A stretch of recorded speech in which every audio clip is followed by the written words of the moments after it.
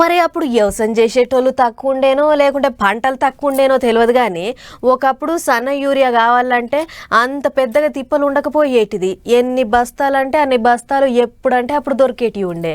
రాను రాను యూరియా దొరుకుడు తగ్గింది. పంటకు అవసరమైనప్పుడు పొద్దంతా లైన్లలో నిలబడేటి కథ అయ్యేది. నెరిగి 2-3 ఏళ్ల సంది యూరియా కొరకు రైతులు పడని బాధలు లేవు. అట్లా కావద్దని సర్కారోళ్ళు రైతుల కొరకు యూరియా బుకింగ్ యాప్ పట్టుకొస్తే దాంతో కూడా తిప్పలే అయ్యిందంటుర్రు.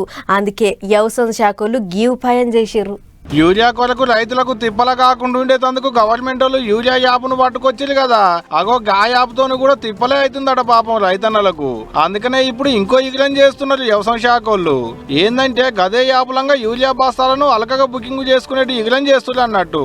అయితే ఇంతకు మునుపు జిల్లా పేరు మీద ఉండేది బుకింగ్ ఆప్షన్.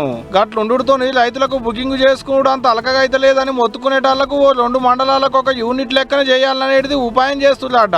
కాకుంటే నియోజకవర్గానికో యూరియా యాప్ వచ్చినాకనే బస్తాల తిప్పలు ఎక్కువ అవుతుందని రైతులు మొత్తుకుంటుంటే మళ్ళోపాలికి కార్యం ముంగటేసుకున్నారు అన్నట్టు గవర్నమెంట్ వాళ్ళు. యాప్ పట్టుకొచ్చుడు మంచి ముచ్చటే గానీ చాలా మందికి బుకింగ్ చేసుకున్నాడు రావట్లేదట పాపం. కొడుకులనో మనవాళ్ళనో ఇంటి చుట్టుముట్టుండేటి చదువుకున్న వాళ్ళను బుకింగ్ చేయమంటే చేస్తున్నారట గానీ అది కూడా అంత అలకగా అయితే లేదనేది చాలా మంది రైతులు అంటున్న మాట.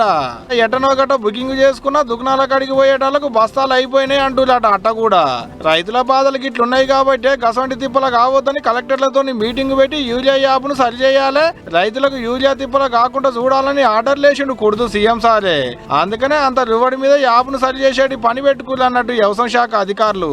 అయితే ఇంత మునుపు ఆధారం కార్డులు పట్టుకుని దుకాణం కాడికి పోతే పొద్దంతా లైన్లలో నిలబడినా ఒక్క బస్తా దొరికితే అంత తొట్టు. బాయికాడ పనులను ఇడిచిపెట్టి ఇంటిల్లాదులు దుకాణాల ముంగట్నే ఇడిగిల పడేటోళ్ళు ఉండే. గసంటి తిప్పలు కావద్దని సర్కారు యాప్ ఉపాయం చేస్తే ఇప్పుడు దాంతో కూడా ఇదే తిప్పలు కాబట్టి మరి చూడాలి ఇప్పటికన్నా యూరియా రైతులకు తిప్పలు కాకుండా ఏమన్నా ఉపాయం చేస్తారో లేదో అనేటిదిగా.